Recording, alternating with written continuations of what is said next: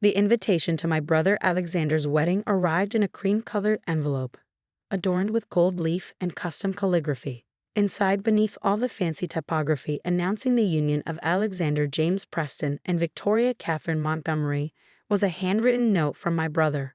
Sophia, since you probably can't afford a proper gift, you can help with the parking. The valet company canceled last minute. See, I'm doing you a favor. Alex. I stared at his elegant scrawl, a bitter smile crossing my face. Of course, Alex would think I couldn't afford a wedding gift. In his eyes, in my entire family's eyes, I was still a failure who'd walked away from our family's investment firm to waste time in real estate development.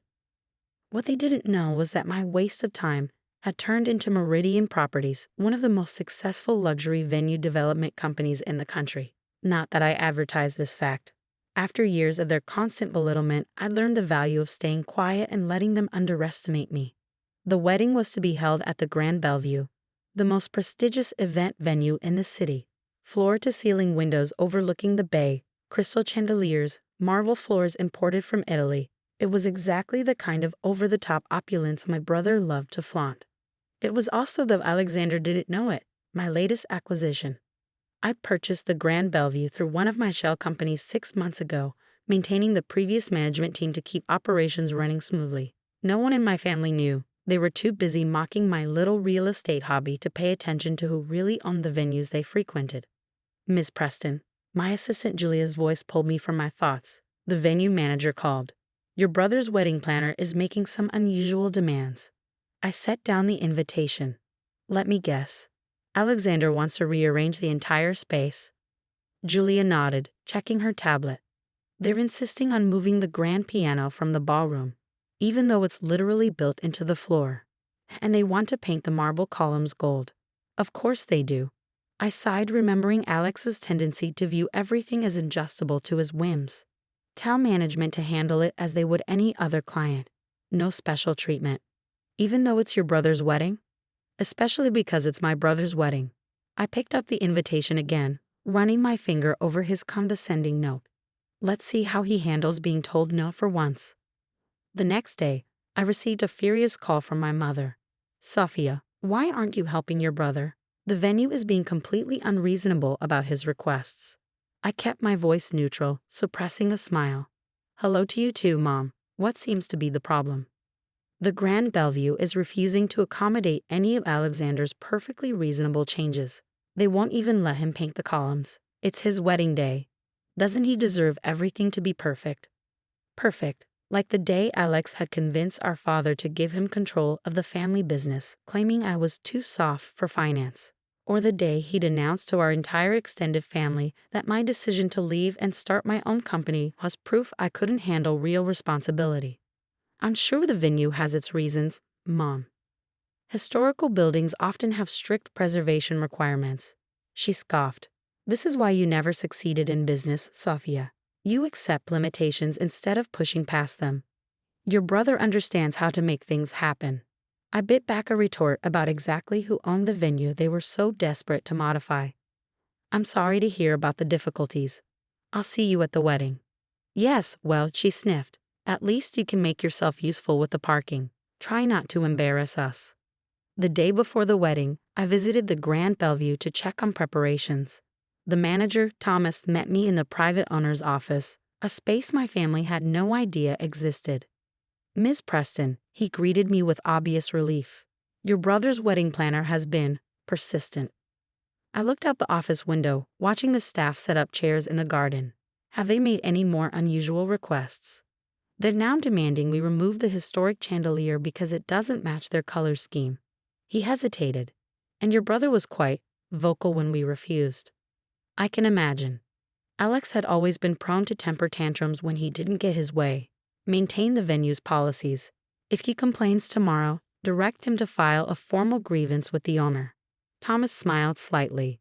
That should be an interesting conversation. The morning of the wedding arrived bright and clear. I dressed carefully in a simple but elegant blue dress. Designer, though my family would assume it was off the rack, and arrived early as instructed for my parking duty. Alex was already there, resplendent in his tuxedo and directing staff with his usual imperious attitude. When he saw me, his face twisted into a smirk. "Ah, there's my little sister, the valet." He gestured broadly to the assembled wedding party. "Everyone, this is Sophia. She'll be parking your cars today since she couldn't afford a proper gift." The bridesmaids tittered, and his fiancée Victoria gave me a pitying look. "Oh honey," she said, adjusting her massive diamond ring. "That dress must have been such a splurge for you. The polyester isn't too obvious." I smiled, fingering the Italian silk of my Valentino dress. "Thank you for your concern. Shall I start with the parking now?" Alex tossed me a reflective vest. "Try not to scratch any of the real luxury cars, sis. Some of us have actually made something of ourselves." As I slipped on the vest, I caught sight of Thomas watching from the venue entrance, his expression a mixture of disbelief and anticipation. He knew who really owned the building where my brother was about to have his perfect wedding. I took my position by the entrance, accepting keys from arriving guests with professional courtesy. Each time I handed out a parking ticket, Alex made sure to make some comment about how this role suited me better than finance ever had. "See," he called out to a group of his groomsmen. "This is what happens when you don't have what it takes to handle real business. You end up parking cars at your successful brother's wedding." I kept smiling, thinking of the ownership papers locked in my office safe. Let him have his moment. The real entertainment would begin soon enough. Just before the ceremony was set to start, Thomas approached me with a stack of papers requiring the owner's signature, venue insurance forms that had to be completed before any event. "Ms. Preston," he said loudly, cutting through the chatter of arriving guests. "As the owner, we need your signature on these immediately." Alex, who had been adjusting his boutonniere nearby, froze. "What'd you just call her?" Thomas blinked innocently. "Ms. Preston, I was addressing the owner of the Grand Bellevue. We need her signature before the ceremony can proceed." The silence that fell over the entrance was absolute. Alex's face had gone from confused to pale to red in the span of seconds. "That's impossible," he sputtered. "Sophia doesn't. She can't." I removed the reflective vest slowly, enjoying the shocked expression spreading across faces that had been smirking at me all morning. "Actually, brother dear, we should discuss those column modifications you wanted. As the owner, I have some concerns about your renovation plans."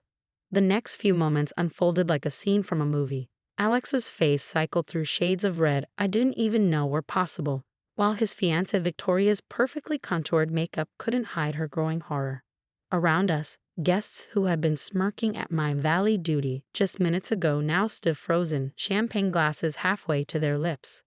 "This is ridiculous," Alex finally sputtered. "You can't own the Grand Bellevue. This is one of the most expensive venues in the city."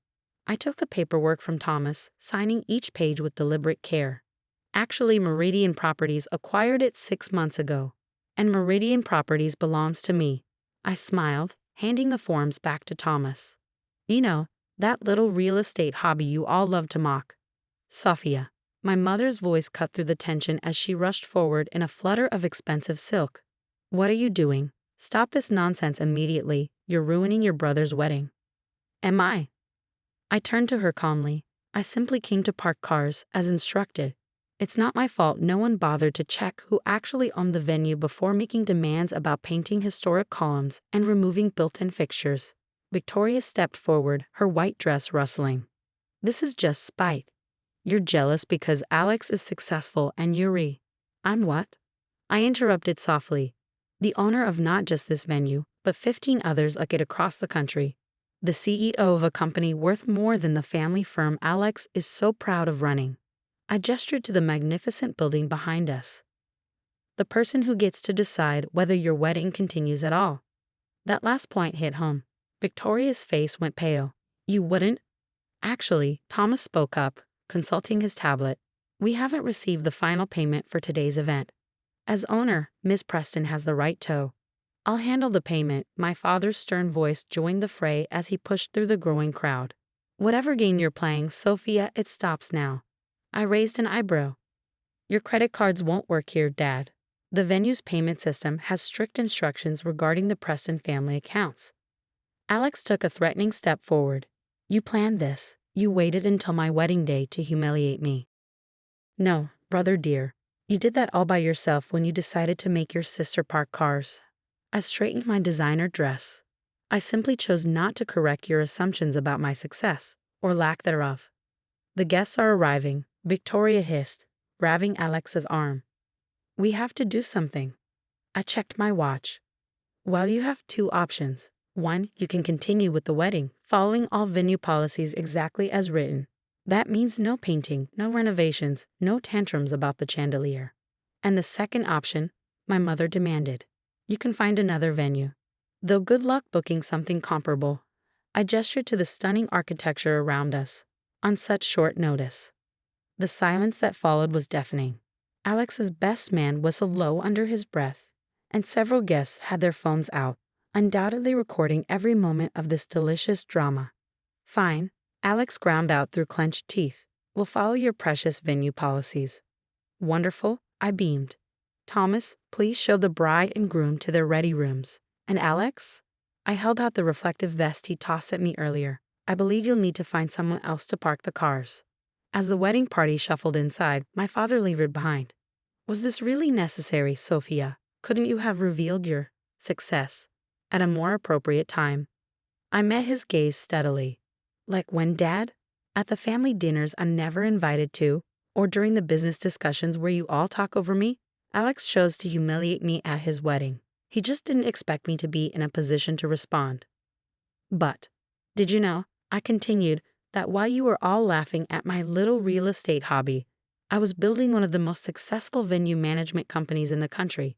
That every time you dismissed me as a failure, I was closing another multi-million-dollar deal?" He had the grace to look uncomfortable. "We thought we were trying to help you see reason." "No, you were trying to force me back into the box you created for me. The quiet, compliant daughter who would eventually come crawling back to the family firm." I straightened my shoulders. "Well, surprise, I built something better." The ceremony proceeded without further incident, though the tension in the air was thick enough to cut with the antique cake knife Alex had specifically requested. Every time he or Victoria had to interact with venue staff, their smiles became increasingly strained.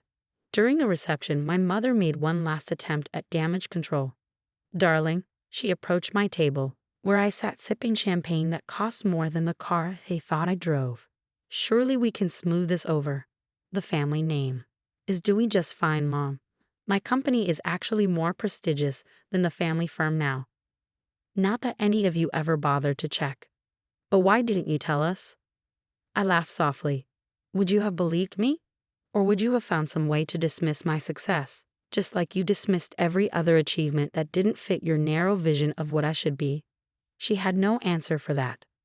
As the evening wound down, I found Alex alone by the bar, staring into his whiskey. "Quite a day, brother." He looked up, his earlier anger replaced by something closer to defeat.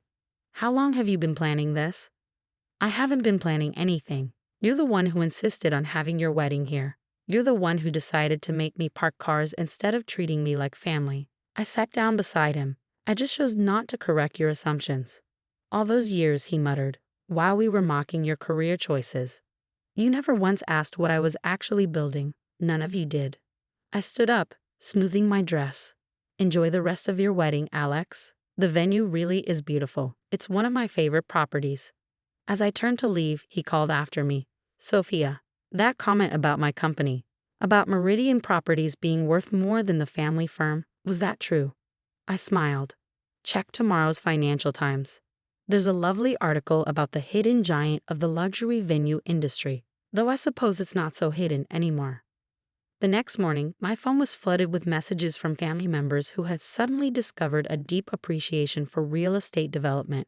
My mother left 3 voicemails about having me speak at the next family business dinner.